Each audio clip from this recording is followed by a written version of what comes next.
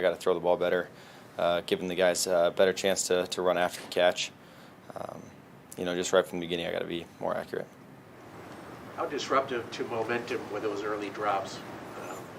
It's part of the game. It shouldn't affect it at all, and that's when I need to just move on, just try and do my job, understand it's part of the game, and then just keep throwing it well. Did you feel the loss of Corey and Elijah today, not having those guys out there? No, absolutely not. Those guys are great players, don't get me wrong, and they're part of this team. We want them back, but the guys we had step up are ready for this they were ready for this opportunity. I had full trust in those guys to do everything today, and of course they're going to want some back, but I got to throw the ball better for those guys. I got to give them a better chance to run after the catch, and that's something I'm going to work on. Zach, what happened on a couple of the throws that weren't really long throws? Griffin, when you rolled out, looked like you short hopped it, and then also there was a bubble screen to Berrios, I think, maybe that it was bounced. What happened on those throws? Yeah, the one to Griff, I think just kind of caught me off guard a little bit, just because, if his guy, he can't hold him all day. We were looking to throw the ball back across the field. So once I felt this guy release, I felt Griff right there, so I just tried to pop it to him. Kind of similar to the one I hit him later in the game that he actually got a good chunk of yards, just like that. So just short hopped it to him. I think I rushed it. The one to Brax, I just didn't set my hands on the laces very well and tried to get out too quick, slipped out of my hand. But those are the ones we got to clean up. I got to clean up and improve on. Especially like that first one to Griff. He's doing a great job of doing his job right there and giving me an outlet. I just got to make it easy on him, just drop it to him. Zach, this is another game where the completion percentage was under 50%. I think there's only been 3 games this season where you've been over 60% with your completions. What do you need to do, or what can you guys do, either individually but also as a team on offense, to kind of bump that number up a little bit, because it's down there? Yeah, we just got to execute. I got to, obviously just being more accurate would definitely help that number. My ability to go through my progressions, and then give those guys a good chance to catch the ball and run with it. And I think just with time and everyone, just working on their responsibility and just getting better, that number's going to go up. Zach, last week you said you wanted to work on making the throws easier. You're going to go back and look at the tape, the throw to Coleman. Do you feel like you worked on that over this past week? And how do you feel about today's game and working? Yeah, I worked on it a lot, and that's why I was frustrated, I think, missing some easy ones. That's never been an issue for me, obviously, and I think part of it's just going to be getting used to this NFL game. Probably some of the routes that we're doing, I didn't do a lot in college. That's not making an excuse at all, but, I got to get better at just being able to give those guys a nice, accurate ball over the line, and that's something I've been working on. So I was frustrated when I didn't hit on some of those, and then, I would also say, like, going into this next week, like, that's got to be a big focus for me as well.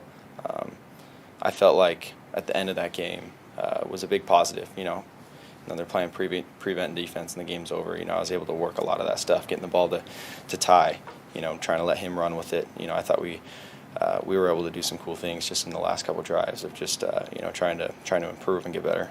Zach, when you look at, like you said, you want to work on the accuracy, and you want the accuracy to be a little bit better. When you watch, obviously you haven't watched this game on film, but when you watch some of the past issues that you've had, do you see it as a footwork thing? Do you see it as a mechanical fundamental thing? Do you see it as just rushing? What do you think is kind of leading to it, and is it easily correctable? I don't think it's obviously easy, or everybody would play quarterback if it was easy, but, I think part of it is really just trusting what I see. Throwing's always been, I feel like, my strong suit my entire life. Throwing the ball has always been easy, so I need to just make it easy. I need to not, I got to trust what I'm seeing. Sometimes out there, like the one to Griff, it pops open, flashes. I just got to be able to, get it to him easy, not overthink the throw or try and make it too difficult or, whatever, just throw the ball.